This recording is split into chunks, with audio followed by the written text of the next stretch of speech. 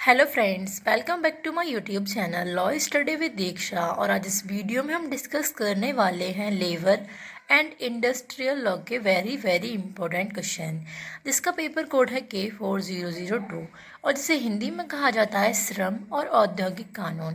क्योंकि अब आपकी डेट शीट भी आ गई है तो सभी के लिए सारा सिलेबस करना इम्पॉसिबल है, लेकिन कुछ इम्पोर्टेंट क्वेश्चंस करके और एग्ज़ाम में अच्छे मार्क्स लाना ये इजी है।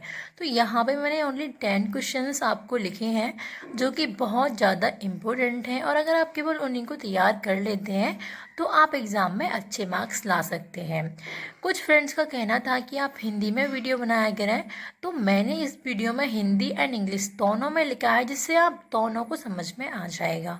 जो भी हिंदी मीडियम के स्टूडेंट हैं और जो भी इंग्लिश मीडियम के स्टूडेंट हैं, उन दोनों को ही ये वीडियो बहुत ज़्यादा हेल्पफुल रहने वाली है, क्योंकि इस वीडियो में मैंने हिंदी एंड इंग्लिश दोनों लैंग्वेज में एक्सप्लेन करने की कोशिश की है। तो जो हमारा लेबर लॉ है, अगर हम उसके सिलेबस को देखें तो उसमें केवल 6 एक्ट दे रखे हैं। अगर हम उन 6 एक्ट को अच्छे से कर लेते हैं तो हमारा पूरा सिलेबस कवर हो जाता है, क्योंकि उन्हीं एक्ट्स के अंदर कुछ टॉपिक्स दे रखे हैं जो हमें तैयार करने हैं। वो जो एक्ट हैं ये मैंने सारे यहाँ पे नोट किए हैं। ये टोटल 6 एक्ट हैं जिनसे हमारा पूरा पेपर आएगा। तो यहाँ पे पहला एक्ट है औद्योगिक विवाद अधिनियम 1947, इंडस्ट्रियल डिस्प्यूट एक्ट 1947, जो कि उद्योगों के बारे में बात करता है। उसके बाद दूसरा एक्ट है मातृत्व लाभ अधिनियम 1961, मैटरनिटी बेनिफिट्स एक्ट 1961, जो वुमेन्स होती हैं जो किसी भी कंपनी में काम करती हैं या इंडस्ट्री में काम करती हैं, तो उनके लिए जो मैटरनिटी बेनिफिट दिया जाएगा वो 1961 के तहत दिया जाएगा।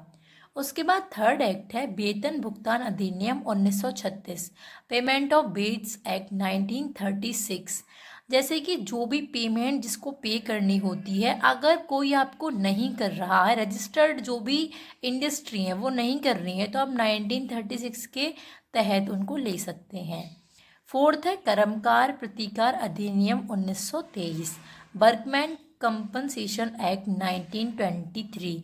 मान लो आप किसी इंडस्ट्री में काम कर रहे हो और आपको चोट लग जाती है, आपका एक्सीडेंट हो जाता है, तो 1923 अधिनियम के तहत आप कंपनसेशन के अधिकारी हैं। उसके बाद है फिफ्थ एक्ट व्यवसाय संघ अधिनियम 1926, ट्रेड यूनियंस एक्ट 1926। आपको व्यवसाय करने का अधिकार है 1926 के अकॉर्डिंग। उसके बाद है कर्मकार भविष्य निधि अधिनियम 1991, एम्प्लॉयज़ प्रोविडेंट फंड्स एक्ट 1991। जो भी एम्प्लॉय होते हैं उनका जो भी फंड होता है उनकी ड्यूटी के दौरान, तो वो 1991 के तहत उसको पा सकती हैं। तो ये हमारे 6 एक्ट हैं जो कि बहुत ज़्यादा इम्पोर्टेंट है। अगर हम इनको अच्छे से पढ़ लेते हैं, सारे एक्ट को पढ़ना है हमें, ये नहीं कि हम किसी को छोड़ देते हैं, लेकिन फिर भी हम अगर देखें तो 1947 का सबसे ज़्यादा इम्पोर्टेंट है। उसके बाद मैटरनिटी बेनिफिट 1961 का सबसे ज़्यादा इम्पोर्टेंट है, और ट्रेड यूनियन। तो ये जो तीनों हैं ये बहुत बहुत ज़्यादा इम्पोर्टेंट है। लेकिन ऐसा नहीं है जो बाकी के 3 एक्ट्स है वो इम्पोर्टेंट नहीं है, वो भी बहुत ज़्यादा इम्पोर्टेंट है, क्योंकि उनसे शॉर्ट क्वेश्चन या लॉन्ग भी आ सकता है। तो हमें पढ़ने ये सारे एक्ट्स हैं, क्योंकि हमारे सारा पेपर इन्हीं एक्ट से आएगा, तो हमें कोई भी एक्ट नहीं छोड़ना है। उसके बाद जबरी छुट्टी व छटनी में अंतर बताइए, ये हमारा 7th क्वेश्चन है। वैसे तो आप जब इन एक्ट्स को तैयार कर लेंगे तो ये आपके छोटे छोटे टॉपिक इन्हीं में कवर हो जाएंगे, लेकिन आप अगर अलग से भी देखें तो शॉर्ट के लिए बहुत ज़्यादा इंपॉर्टेंट है। ये कभी कभी वेरी शॉर्ट में भी आ जाता है। State the difference between lay off and retrenchment. तो ये क्वेश्चन आप ज़रूर तैयार कर लें। उसके बाद इस तरह से भी क्वेश्चन आ सकता है। जो हमारा 8th क्वेश्चन है, किन्हीं दो पर संक्षिप्त टिप्पणी लिखो, ये 2024 में आया है। समापन, भारत में संघों का विकास, कर्मचारी भविष्य निधि अधिनियम 1991। तो आपको मतलब ये नहीं, ज़रूरी नहीं है कि ये तीनों ही आए, इनकी जगह कुछ और हो सकता है, लेकिन इस तरह से भी आ सकता है जिसमें से आपको 2 का आंसर करना कंपलसरी होगा। उसके बाद हमारा 9th क्वेश्चन है, पंजीकृत व्यापार संघ के अधिकारों का वर्णन कीजिए। Discuss the rights of A registered trade union. तो जो हमारा ट्रेड यूनियन है, मैंने अभी आपको बताया था 1926 का एक्ट है कि अगर आप इन सारे एक्ट्स को कवर कर लेते हैं तो आपके सारे क्वेश्चंस यहीं से कवर हो जाएंगे। तो ट्रेड यूनियन से ये क्वेश्चन है, पंजीकृत व्यापार संघ के अधिकारों का वर्णन कीजिए। तो यहाँ पे राइट्स बताने हैं।